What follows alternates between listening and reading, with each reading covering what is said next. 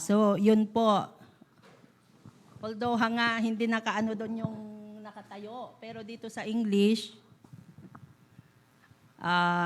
nandito po yung the word stand. Nanatili kung nanamat dijay, binasa ni Sister Arlene. Chapter 18, verse 22, Uncle.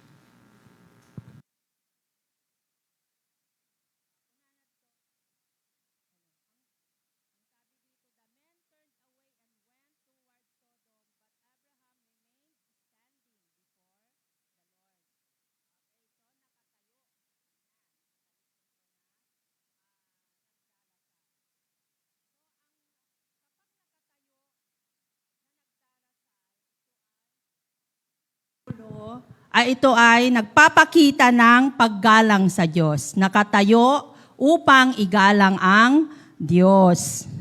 So nga, di ba, no, gimgimong tayo, tumakder tayo aming kakabsatag, karalag tayo. So, yun, ipagpapakita ng paggalang sa Diyos. Iso nga, no, kararag tayo, at tumakder tayo, amin. Pero na lang, kung adamot siguro, dahi, nang lalo dagi jay mutan hanga makatakder.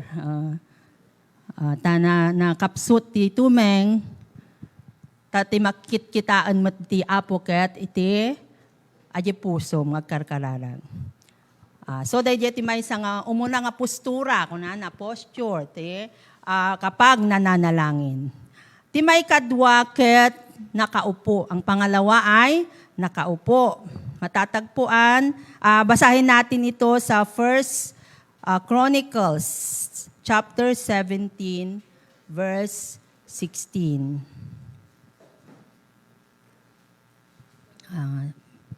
Pakibasa na po nung naunang nakakita, nakabuklat.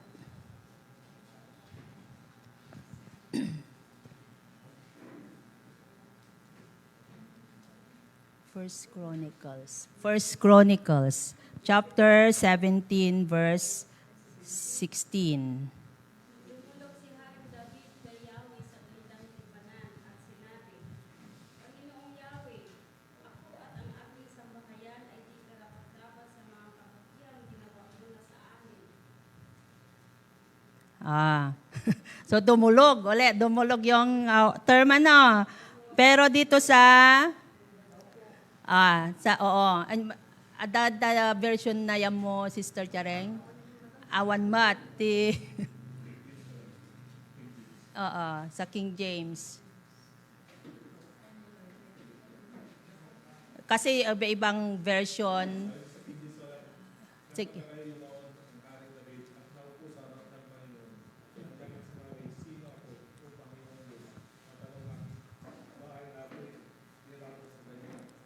Okay, so yon. So iba-iba kasing version ng ating Bible, iba-ibang salita din yung kanilang ginamit. So, nakaupo upang sumangguni sa Diyos. So si King David noon dito ay sumangguni sa Diyos. So nanalangin siya ng nakaupo. Okay. So pangatlo ay ang nagpatira pa. Na siyang ginawa ni Jesus sa Matthew chapter 26 verse 39.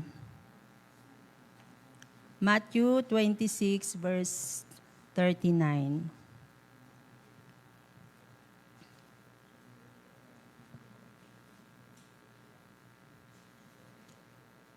At lumakad siya sa dakong Paroon. At siya'y nagpatira pa at nananalangin. At nagsasabi, Ama ko, kung baga maaari ay lumampas sa akin ang sarong ito. Gayon nga'y huwag ang ayon sa ibig ko, kundi ayon sa ibig mo. Okay. So, nagpatira pa, kunana. Anya ti nagpatira pa iti Ilocano? Nagpakleb. Nagpakleb. So, nagpatira pa upang makiusap sa Dios. So mabalin tayo tagkararag nga nakapaleb. Tayo man makikiusap ka kani Apo Dios. And then, ang pang-apat ay lumuluhod. So yung una, yung nakatayo. Pangalawa, nakaupo. Pangatlo, yung nagpatira pa. Dahil nagpakleb. Pang-apat, lumuluhod. Sa Efeso, chapter 3, verse 14. Yung binasa kanina, napakinggan natin dito na dahil dito ako'y lumuluhod sa Ama. And then, sa Gawa, Acts chapter 20, verse 36. Makikita din natin dito na yung pagdadasal na nakaluhod. Sa Acts 20 verse 36, kung sino man po yung nakahanap na. And then yung Daniel chapter 6 verse 10, mamaya after na mabasa yung sa Gawa chapter 20 verse 36.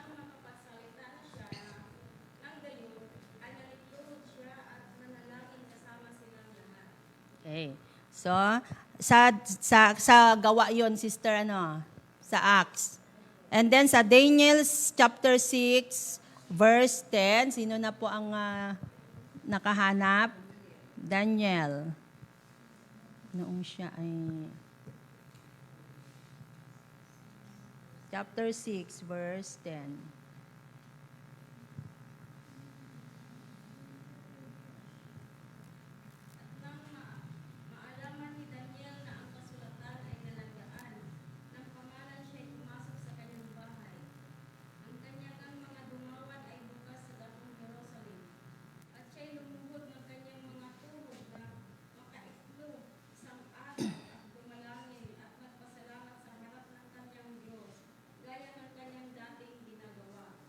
Okay.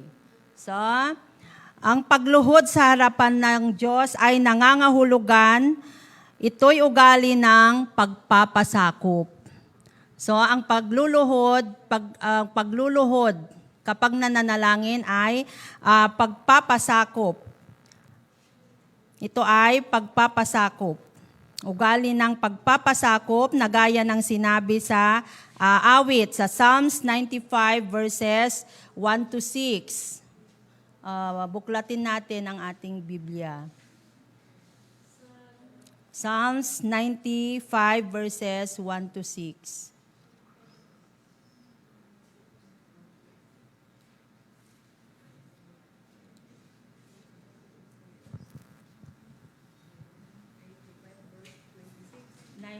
Verses 1 to 6, sister. 95 verses 1 to 6. Magsiparito kayo. Tayo'y magsiawit sa Panginoon. Tayo'y magkaingay na may kagalakan sa malaking bato na ating kaligtasan. Tayo'y magsiharap sa kanyang harapan na may papasalamat. Tayo'y magkaingay na may kagalakan sa kanya na may mga pag-aawitan. 3. Sapagkat ang Panginoon ay dakilang Diyos at dakilang hari sa lahat ng mga Diyos. Nasa kanyang kamay ang mga malalim na dako ng lupa. Ang mga kataasan ng mga bundok ay kanya rin. Ang dagat ay kanya at kanyang ginawa. At ang kanyang mga kamay ay lumikha ng tuyong lupa. O magsiparito kayo, tayo'y magsisamba at magsiyukod. Tayo'y magsiluhod sa harap ng Panginoon na may lalang sa atin. Amen. Okay, so ito ay ugali ng pagpapasakop. Bukod pa dyan, kapag nananalangin ay lumuluhod, dahil ito ay sa marubdob na damdamin ng humihiling. Matatagpuan ito sa Ezra chapter 9 verses 5 to 6. Sa Ezra chapter 9 verses 9 to 6. At sa pag-aalay sa kinahapunan, ay bumangon ako sa aking pagpapakumbaba, nahapak ang aking suot at ang aking balaban. At ako'y lumuhod ang aking mga tuhod, at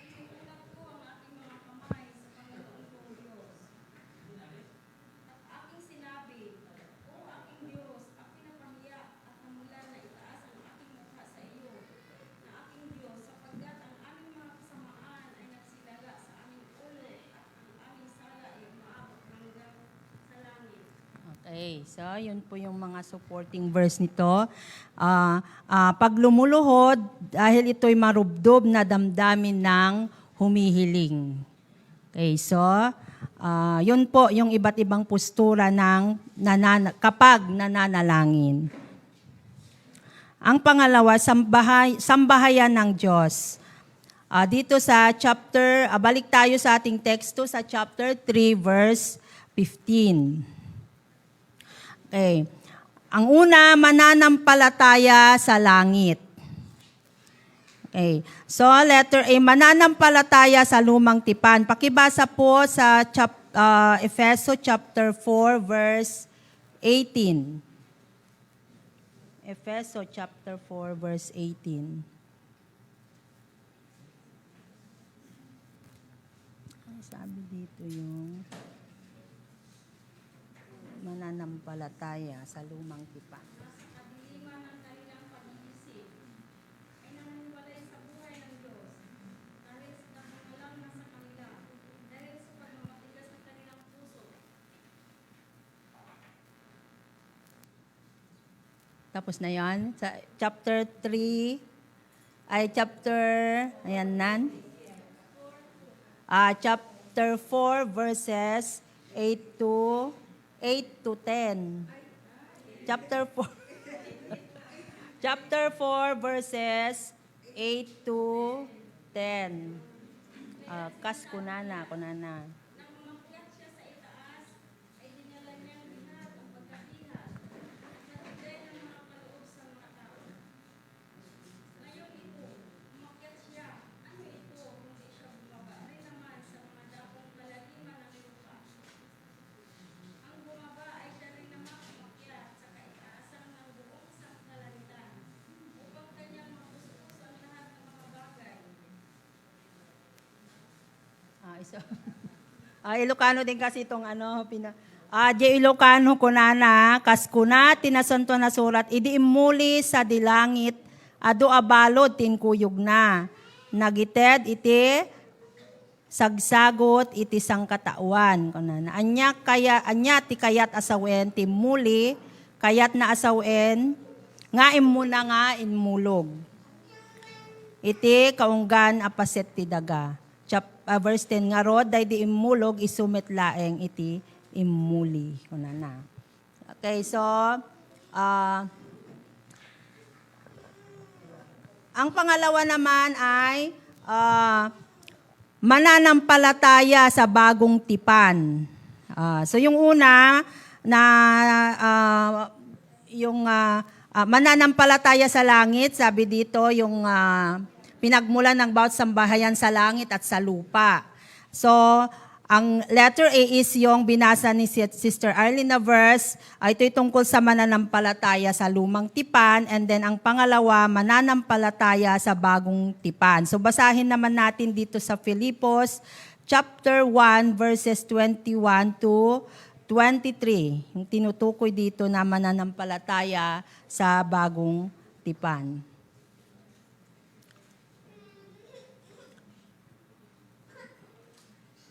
Filipos chapter 1 verses 21 to 22. At ang mamatay ay makinabang. Ngunit kung ang mabuhay sa laman ay siya palad, ito'y magiging mabunga ng pagpapagal na ay matuma kung ano ang aking pipiliin. Sapagkat ako'y nagpipilit sa pagkabila, akong may nasang mali sa suma kay Kristo, sapagkat ito'y lalong mabuti. Okay, thank you, sister.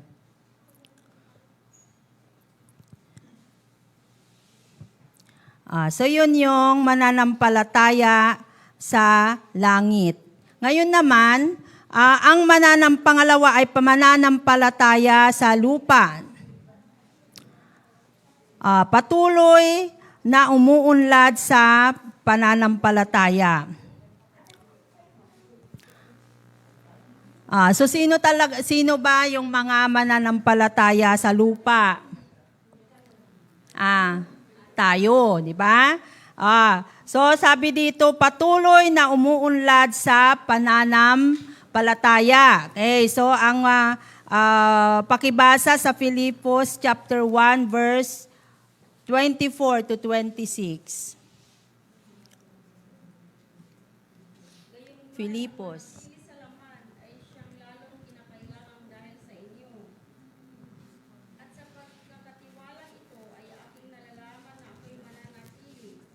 Oo, at mananatili ako nakasama ninyong lahat sa ikasusulong ninyo at ikakigalang sa pananampalataya. Mamanaganan ninyong pagmamahuli kay Kristo Jesus sa akin sa magitan ng aking paghahalap na muli sa inyo.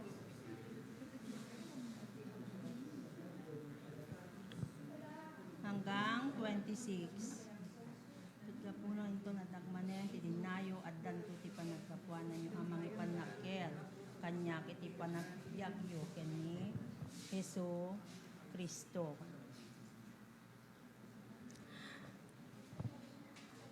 At ang mga so yung mananampalataya sa lupa, una, patuloy na umuunlad sa pananampalataya. At ang pangalawa ay patuloy na naglilingkod sa Diyos. Okay, so tayo nga, ito sa nabasa nga dito sa Filipos na siya nga sinulat ni Apostol Pablo. At makikita rin natin ngayon sa ating ngayon, sa panahon ngayon, at ay patuloy na naglilingkod sa Diyos. Patuloy, ang mga mananampalataya ni Kristo ay patuloy na naglilingkod sa Diyos. Okay, so, ano-ano ba ang mga ipinapanalangin o ipinalangin ni Pablo? Okay, so ito po yung natin, yung pag-aralan natin yung panalangin para sa mga Kristiyano. Ano-ano ang mga ipinalangin ni Pablo? Ang una ay palakasin ng Diyos ang buhay espiritual ng mga Kristiyano. Okay, so yung buhay espiritual ng mga Kristiyano. So yung spiritual life natin, yun ang unang ipinalangin ni Pablo, na palakasin ng Diyos ang buhay espiritual. Sabi nga dito sa verse 16, dito sa ating teksto, ito, idinadalangin kong palakasin niya ang inyong buhay espiritual ayon sa kanyang kayamanan at kadakilaan sa pamamagitan ng kanyang espiritu. So una, ayon sa kanyang kayamanan. Okay, so ano ba ang kayamanan na tinutukoy dito? So ang Diyos ay mayaman sa kagandahang loob. Okay, so ang Diyos ay mayaman sa kagandahang loob. Anya di Ilocano na ti kagandahang loob na imbag nga nakam. Kas di ba? No? Anya, Ilocano nangkal. Kagandahang loob.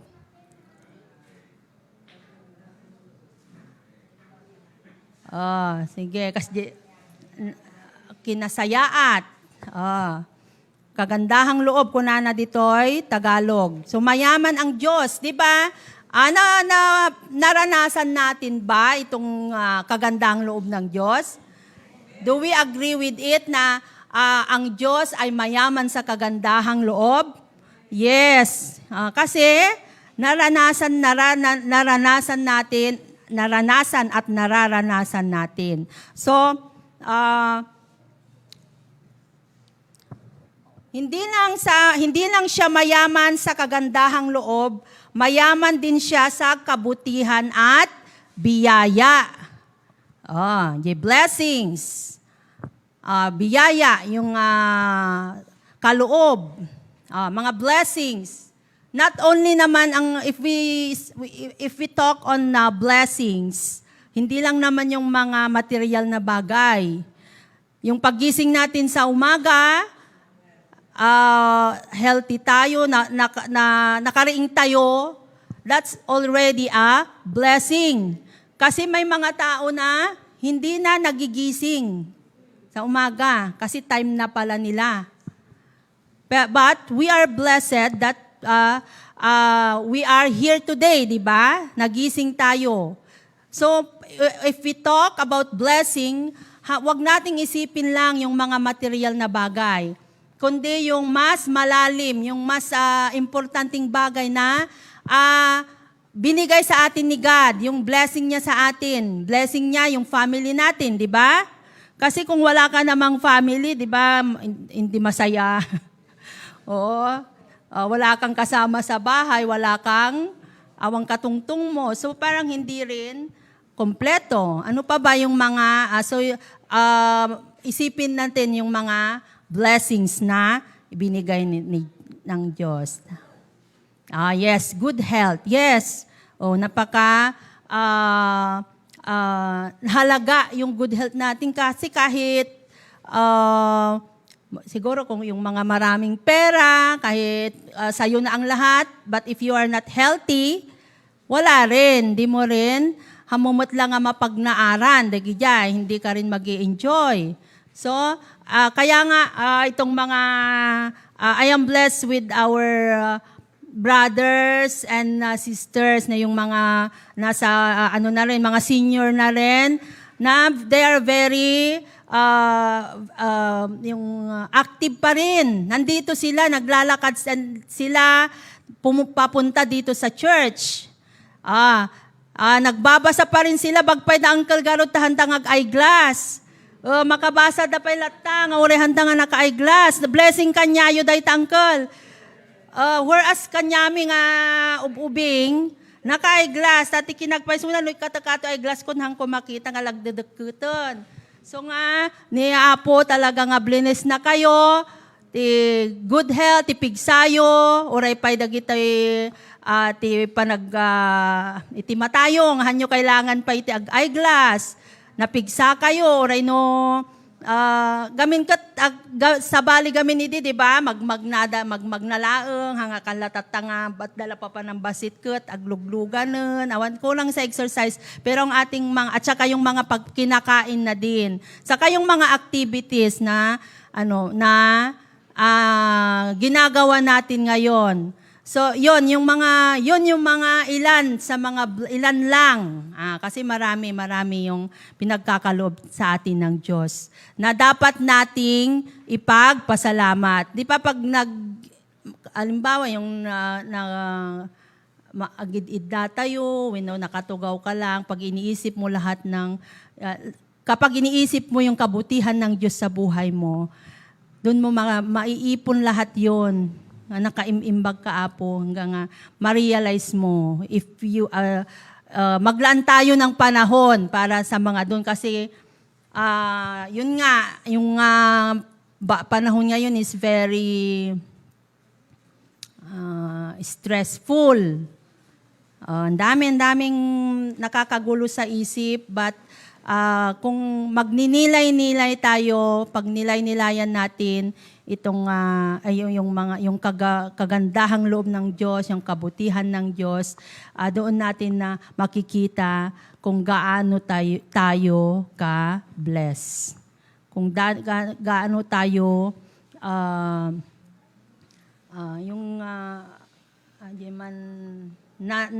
mapalad tayo dahil tayo ay anak ng Diyos. Kasi kahit na anong dumating, may peace of mind pa rin tayo, nakakatulog tayo ng mahimbing. No da dumabay nga ron, naladaw pa nga griing, tanag siya at titurog. Hindi mabibili ng pera yung tulog, yung peace of mind, yung good health. But the Lord gave these things, this to us freely. Iso nga, mapalad tayo. Tayo na nakakakilala kay God.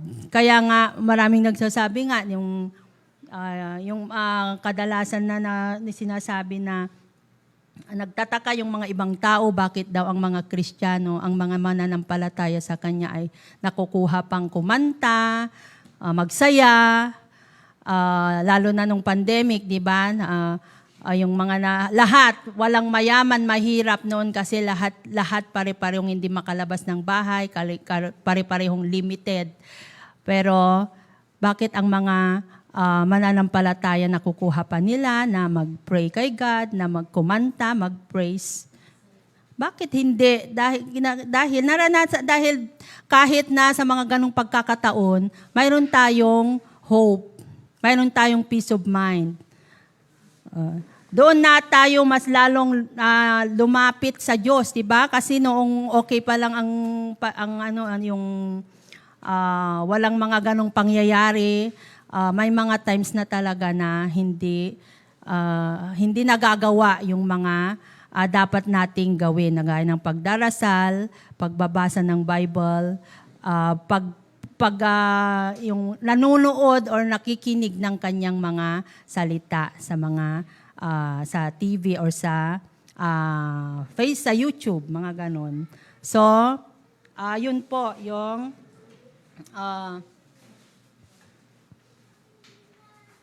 yun, ang Diyos ay mayaman sa kabutihan at biyaya. Napakabuti ng Diyos sa atin.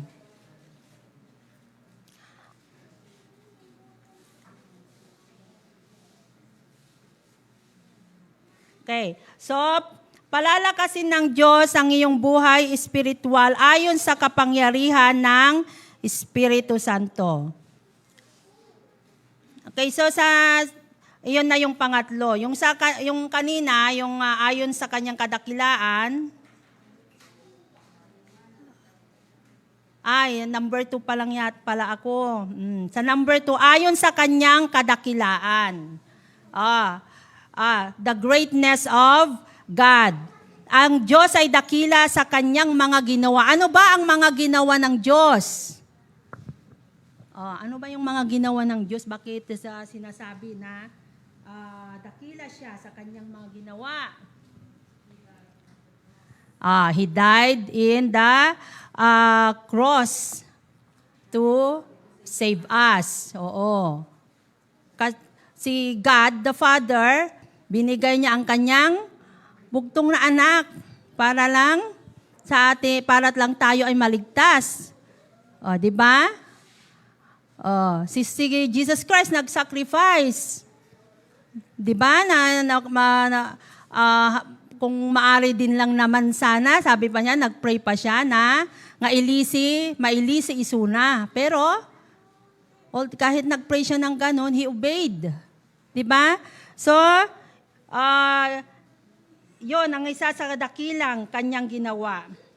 And also, of course, He made heaven and earth. Awan kuma, dayto ti heaven and earth. Awan kuma ti tattaw, awan kuma ti hayop, na tayo nga pinarswa. So, yun ang dakilang. Yun yung mga dakilang ginawa ng Diyos.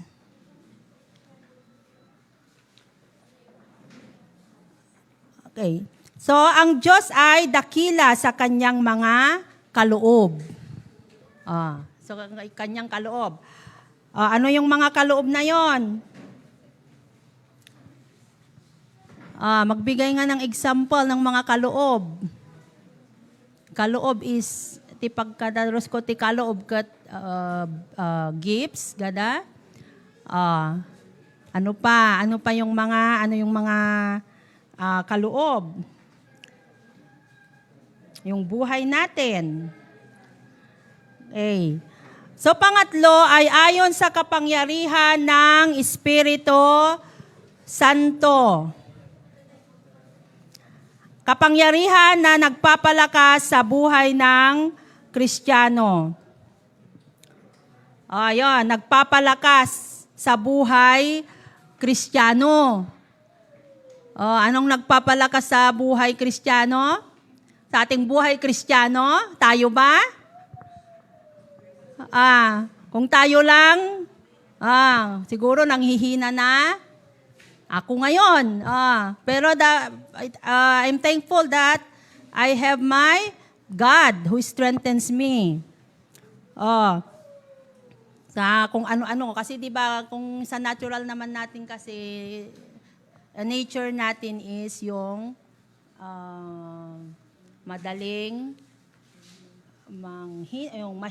mahina ang nature. nature ng iba't iba naman, mayroon sigurong malakas pero nature ng tao yung mahina when it comes to maraming mga darating na pagsubok. Okay, so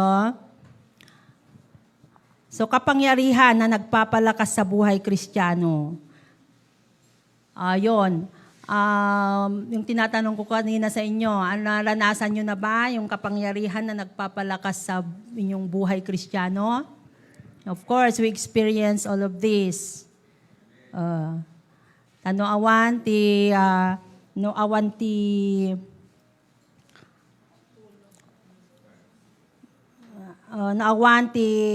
Espiritu Santo na ewan day ta, siguron nagsardeng ti panag serbi iti apon. No day jay.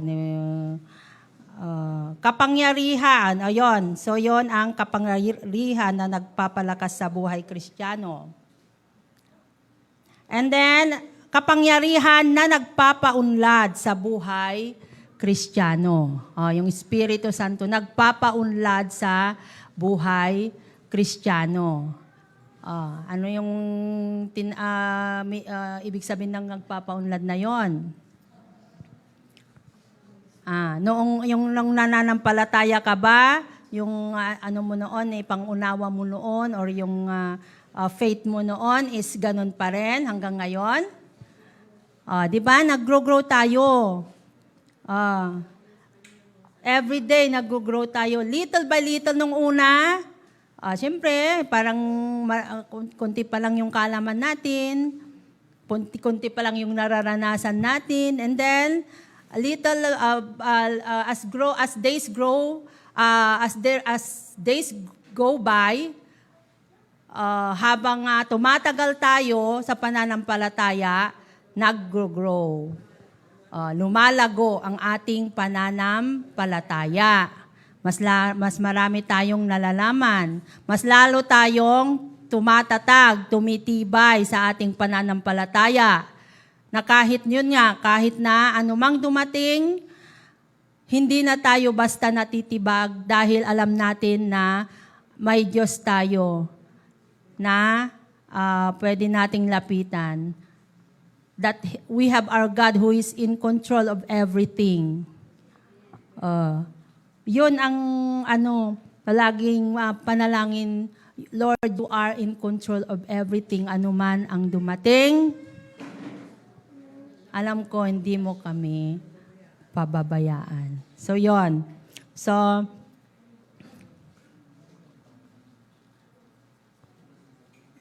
yon ang kapangyarihan na nagpapaunlad sa buhay Kristiyano. Na kahit ano pa sigurong pagsubok, o kaya may mga kamag-anak ka or mga kaibigan mo siguro na maaring nagyayaya sa'yo para wag ka na dyan, umalis ka na dyan kasi wala namang nangyayari sa buhay mo, yung mga ganon. Kasi di ba may mga ganon ding tao na sinasabi nila na hindi kasi nila nga naiintindihan yung kung bakit tayo nananampalataya kasi hindi pa nga nila nararanasan. Parang ina-underestimate. May mga ganon na nagsasabi na tumigil ka na nga sa pananampalataya mula. Parang dinidiscourage ka. But then, nagpapasalamat tayo dahil sa napapalakas tayo ng Espiritu Santo sa ating pananampalataya sa Kanya.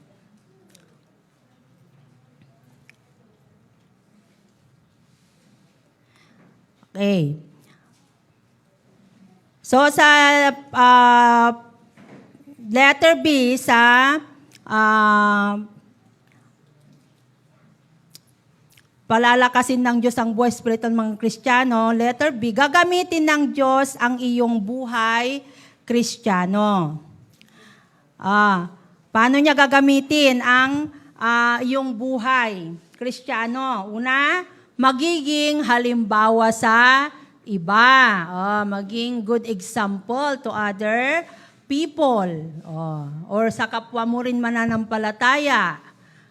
Tanungin nga natin yung sarili natin. Ako rin walang exemption.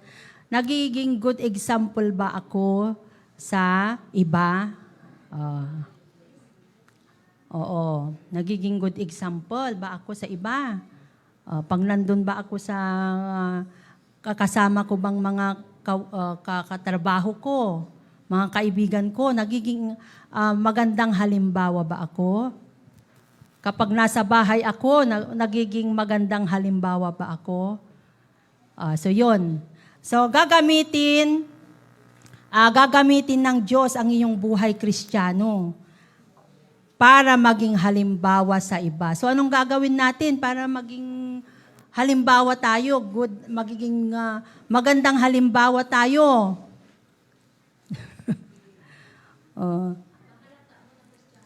Oo. Makikita, di ba? Magre-reflect sa'yo. Makikita sa'yo makikita sa'yo na ikaw ay isang Kristiyano. Mahahalata. Yun nga. Yung sa church ng sa San Pablo, ewan ko kung mayroon pa yon, yung sabi doon na Kristiyano ka, dapat halata. So paano ba mahahalata yung isang Kristiyano? Siyempre, halimbawa, pag may gathering kayo, mag-pray muna. Oo, mag-pray. Oo, maglilid ka ng prayer. Halimbawa, baka dati, nung napangkajek birth dyan, si Katimon ang naagagaon, hindi pa na ipag-pray-pray. Then, of course, yung pananalita, di ba? Dati kat idi karod kat dadigiyag sa uti dakas kakas jay yung mga terms na mga ganon dapat hindi maririnig sa atin yung mga yun. Alam niyo na yung mga yung mga masamang bad words. Di ba sinasabi pa natin sa mga bata, yung mga bata kasi pag may naririnig sila, siyempre hindi naman nila alam. So, wag bad words yan, sabi mo. So, ano pa ba, yung mga, yung mga nagagawa na hindi magandang halimbawa. O kaya doon na tayo sa positive, yung mga magandang halimbawa. Nagiging magandang halimbawa tayo. Oo. Pero hindi ako. Yes, humility. Napakumbaba. Hangad ay nakatangtangsit ka nga. O kaya yung ay napasaw. Hindi rin dapat yon, di ba? Yung mapagmataas. Dapat we should be humble. Oo. Makita di dyan, di may sa Kristiyano nga. Apay na dyan, tapay Kristiyano gaya may dakat nakatangtang simat kung kunana.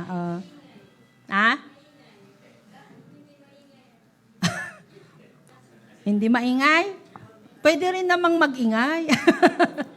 Hindi naman depende rin sa kung saan tayo, ganon. Oo. So yung mga yung alisin natin yung pride, di ba? Maging humble tayo. Yun nga, maging maawain. Yung maging matulungin. So ano pa?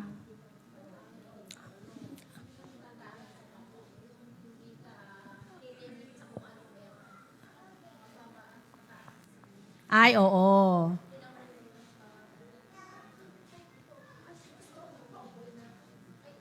Oo, yun. Yung parang mayroon siyang,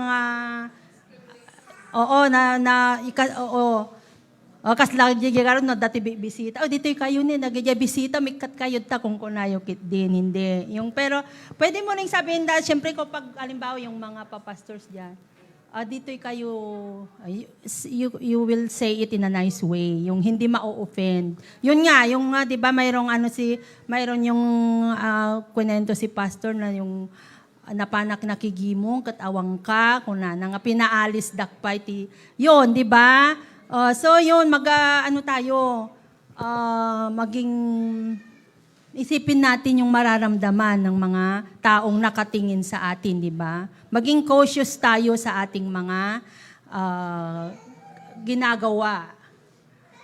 Okay, so, pati na rin sa pakikipag-usap sa ating sa mga taong nakakasalamuhan natin. Okay, so,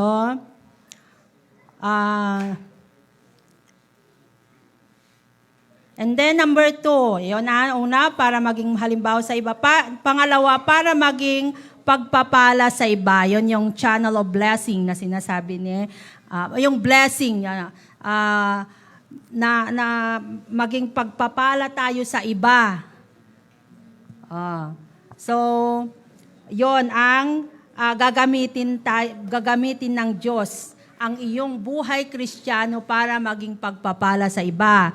So kagaya nga ng sinabi ko kanina, pag mayroong nangangailangan ng tulong, tumulong. Pag mayroon din namang mga yung mga kapitbahay mo o yung mga kaibigan mo na nangangailangan din ng iyong kay gusto niya ng kausap kasi marami siyang problema, mga ganon. Pwede mo rin siyang tulungan. Not only ang sinasabi lang dito naman is not only yung sa financial. Pwede mo rin itong kausapin siya, i-share mo yung words of God kasi nga ang problema ng taong to ay hindi yung tungkol sa financial, kundi tungkol sa kanyang buhay mismo na siya niyang sinabi sa iyo, pinagkatiwalaan kang, sinabi niya sa iyo yung tungkol sa kanyang buhay. So kapag ganon, dapat wag mo ring sabihin o ganon. Oo. Hindi wag mong i-share. Alam naman na natin yung mga dapat lang na i-share, ikwento, at yung confidential. So, pwede mo rin tulungan ang iyong kaibigan o kung sino man na lumalapit sa iyo dahil na nga hindi na nga niya makaya at nakikita ka niya na ikaw ay mapagkakatiwalaan niyang sabihan. O nakikita niya na ikaw ay pwede niyang lapitan sa kung ano man ang gusto niyang hilinging tulong.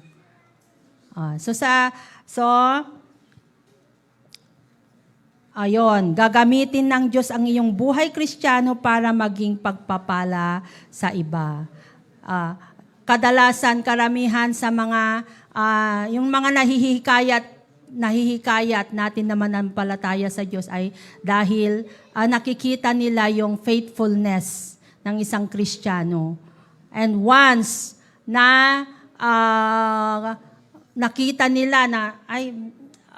nila yung kasi naman 'di ba yung nakita nila parang nabless sila sa iyo dahil nga napaka-faithful mo, napaka-active mo. Pero mayroon din ngang times, 'di ba, na mayroon ding pagsubok, 'di ba? Tinusubok din tayo ng pagkakataon o ng jablo minsan. Basta remain faithful. Hanya dahil man pag sinusubok na kasi ang kaagad is ay titigil na muna ako, hindi muna ako pupunta kasi wala ako sa mood ngayon. Parang nasira yung araw ko, kasjay.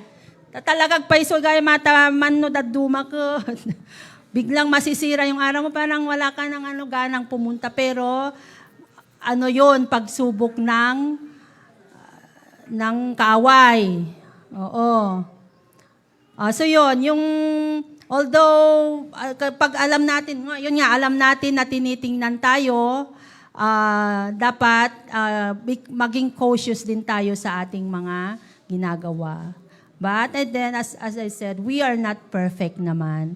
At kung ang taong yun naman is hindi naman niya ibinabase ang kanyang pananampalataya sa kapwa niya tao, o yung dati niyang, yung naging, ano niya, channel of blessing sa kanya na tinanggap niya si Kristo dahil doon. Kapag ano naman kapag tinanggap niya ang Diyos, syempre ang titingnan mo na yung Diyos kapag sa mga pagsubok. So yun na yung magiging ano na sana niya, hindi yung magiging basis na niya, wag na yung taong nananampalataya na naka-bless sa kanya. But, so yun. Pero, gawin natin ang nararapat din na maging magandang halimbawa nga tayo para sa ibang tao.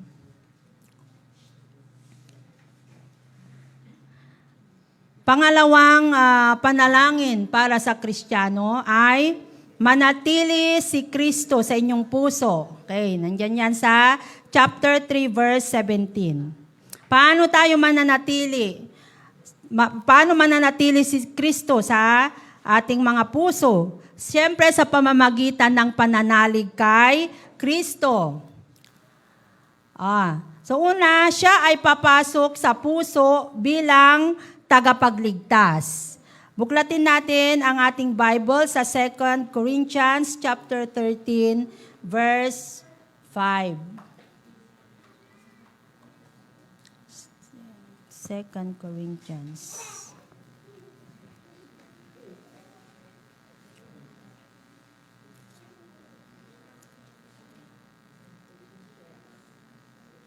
Verse 5.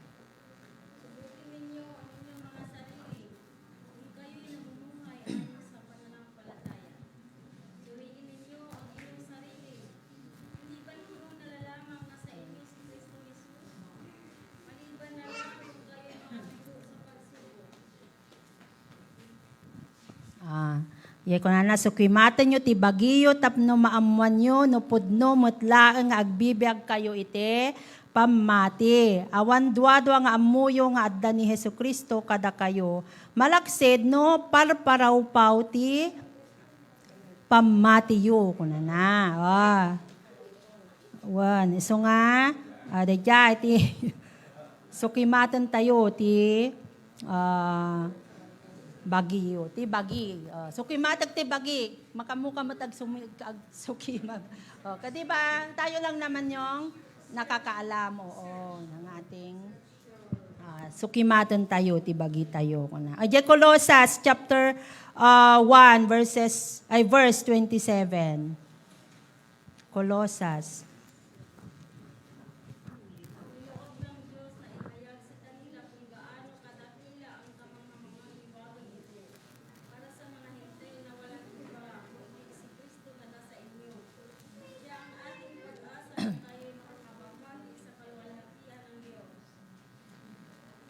Okay, so, ayun, sa Roma chapter 10 verse 9 to 10.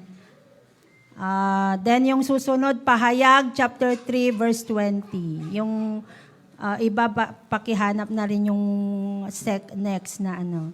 So sa Roma chapter 10 verses 9 to 10, sino pang magbabasa?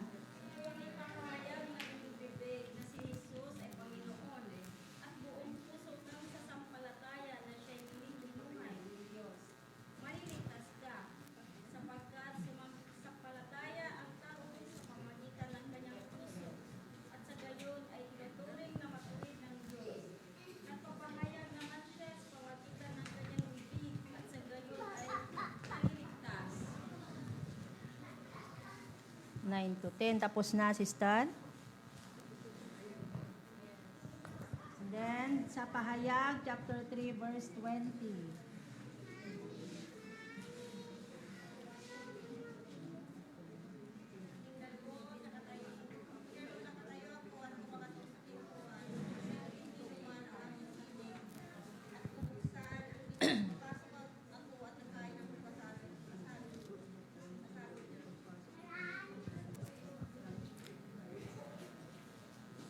Okay, so sa John chapter 1 verse 12 ang susunod.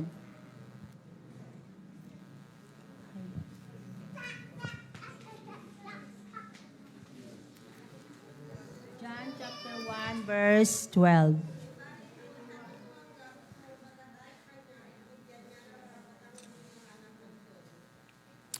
Okay, so yun yung mga supporting verse at tungkol dito sa papasok sa si Kristo sa ating puso bilang ating tagapagligtas. Pangalawa, siya ay mananatili sa puso bilang Panginoon.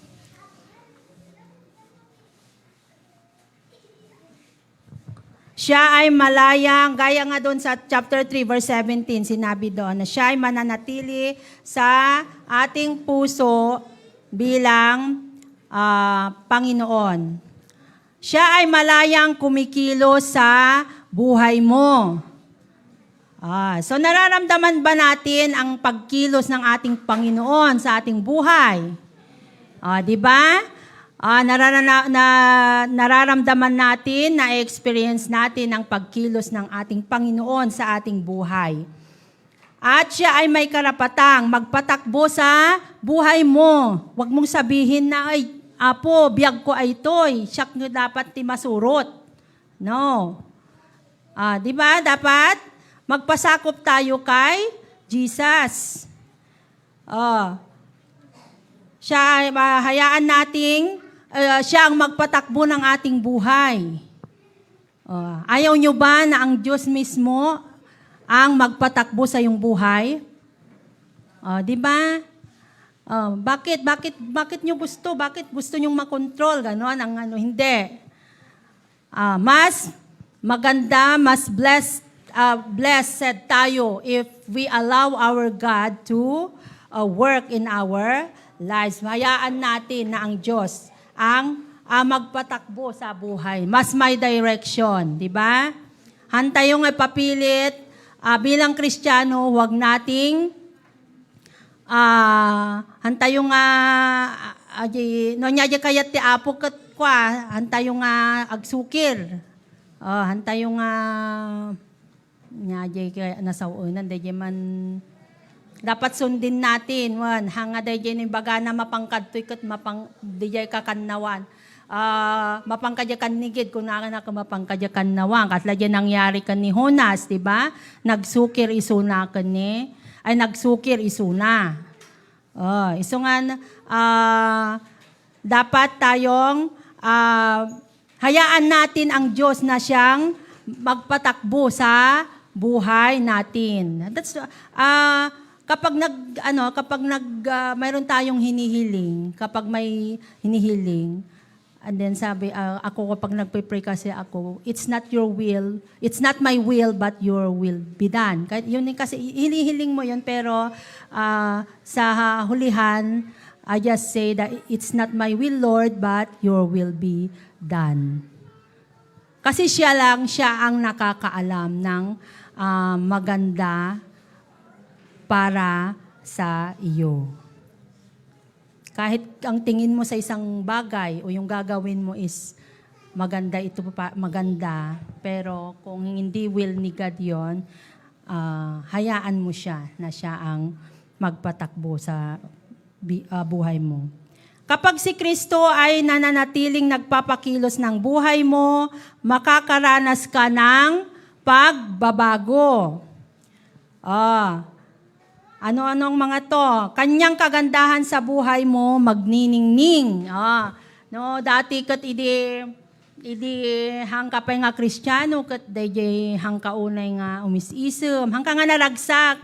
Kasi diba no naragsak ka, kat, nakaisem ka rin man no, daduman no, awam mo ti, awang kadwam, kat makaisisem ka lataga po tamariknam karote, ayat ti Apo. Kasi masaya ka, yung joy within your heart. Iba yung kasi yung joy sa happiness. Yung happiness, pang madalian lang, na kalang ay tahangan na uneg, masaya lang, ganun. Pero if you have joy in your heart, kahit anuman, mayroon ka mang problema, awan man ti kwartam, masapol mo ti kwarta, but then, bakit mayroon pa ring joy sa puso mo? Haan ka nga, dahil man nga, aburido la unay nga, nga, awan ti kwartak, masapol ko ti kwarta, masapol ko tuition ti anak ko, kasya. Pero, ano ka pa rin? Dapat lata ti peace of mind mo, taam mo nga ni Apo Diyos kat, ipasabot na, ipasabot na, ti masapol. Basta keep on praying. Apay mga bigla nga, dati sumangpot nga kwarta, bigla nga, dati sumangpot nga blessing, mga ganon. Kasi, yan ang galing kay Diyos, paraan yan ng Diyos. Kasi nakita niya yung faith mo sa Kanya. Nakita na nga, dakkel ti pamatim. Iso nga, nukas dyan, dati ajay pagproblemaan tayo, agkaralag tayo, saan tayong agsardeng, agkaralag iti Apo. Sa ikaralag tayo, nagita no nyaman, anyaman nga aspeto, tibiyag tayo, dahita no nyaman nga, ikaralag tayo. We keep on praying God. Isuna laang ti pagtalkan tayo. Yun niya, sa kanyang kagandahan sa buhay mo, magniningning. Nagniningning sa buhay mo, yung kagandahan o kabutihan ng Diyos. Sa kanyang pag-ibig sa buhay mo, madarama. Diba, mahal na mahal tayo ng Diyos. Siyempre, dapat maramdaman din ng mga kasama mo yung pagmamahal na binigay din sa'yo ng Diyos. Mahalin mo rin sila. Napay ni, dajay kwakuman dati asawa ng hampay nga namati niya. Apay ni misis ko nakaraglag sa mutan, namot lang ung tanon ko na. Ang mga nakauy-uyungan. Kasi naramdaman mo yung pagmamahal ng Diyos. So, dapat ma-transform mo rin yung pagmamahal na yon sa mga mahal mo sa buhay, mga kasama mo sa trabaho, mga friends mo, ganon. Then, kanyang kapangyarihan sa buhay mo ay mapapansin. Yung kapangyarihan ng Diyos sa buhay mo ay mapapansin. Napapansin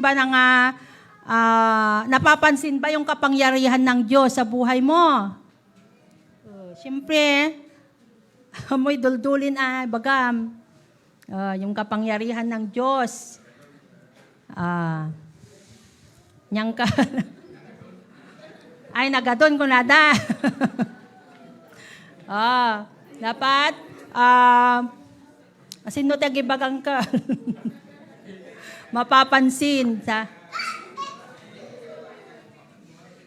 Ay, One. Na? Basta gananos ka latangkel, ta makita nanto. Makikita na aghan na lang siguro may bagbaga. Basta itultuloy mo laeng iti panagkarkararag mo. Kanya na. Tawan ti imposible ka ni Apo Diyos. Okay. So, yun nga, kapag si Kristo na natin nagpapakil sa buhay mo, makakaranas ka ng pagbabago. So, yung nakakaranas tayo ng pagbabago sa pagiging buhay Kristiyano natin. So, itutuloy na lang po natin sa next Sunday. Mahaba kasi talaga ito, Pastor. Napahaba itong So, tutuloy po natin ang ating aralin sa next Sunday. So, hinihiling ko po na tumayo ang lahat. Tayo'y manalangin sa Diyos.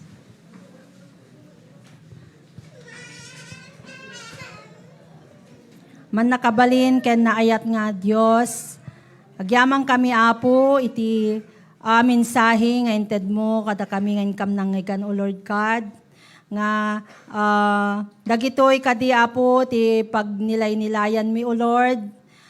Ti kinaimbag mo kada kami ken Apo dagitoy nga naadal mi nga nagbalin kami Lord nga example kadagiti padami nga tao o Lord God kan oray paymot o Lord God nga agbalin kami nga humble o Lord God balin kami nga good example kadakwada O Lord, the family me and other people, O Lord.